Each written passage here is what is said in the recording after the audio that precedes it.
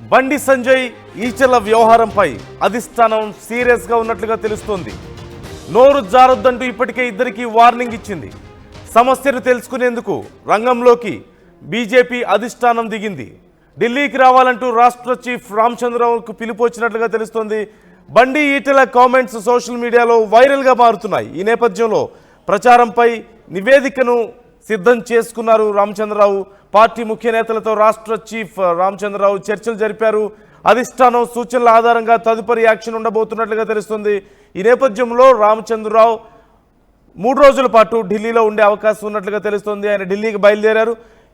అక్కడ అధిష్టానంతో ఈ అంశం గురించి చర్చలు జరపబోతున్నట్లుగా తెలుస్తుంది. అయితే ఇందులో ఎవరి మీద ఎలాంటి చర్యలు తీసుకునే అవకాశం ఉంది, దీనికి సంబంధించి కీన్గా అబ్జర్వ్ చేయబోతున్నారు. సహజంగా బీజేపీలో లైన్ క్రాస్ చేస్తే చాలా కఠినమైనటువంటి చర్యలు చాలా సందర్భాల్లో చూస్తుంటాం. ముఖ్యంగా రాజాసింగ్ని మధ్య ఒక ఎగ్జాంపుల్గా తీసుకోవచ్చు.